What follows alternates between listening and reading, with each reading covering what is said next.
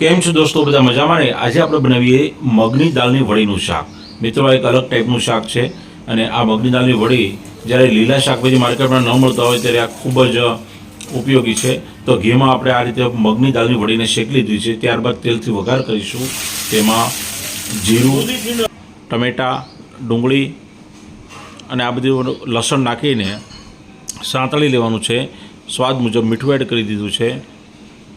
લાલ મરચું પાવડર, હળદર અને ધાણાજીરું પાવડર એડ કર્યું છે અને બધી વસ્તુને બરાબર સોફ્ટ થાય ત્યારબાદ એમાં બાફેલી દૂધીને એડ કરીશું, કારણ કે દૂધી અને વડીનું શાક ખૂબ જ સરસ લાગે છે. ત્યારબાદ ઘીમાં સાતળેલી વડી પણ એડ કરીશું અને આ રીતે ફક્ત 10 મિનિટમાં ખૂબ જ સરસ મજાનું શાક તૈયાર થઈ જાય છે.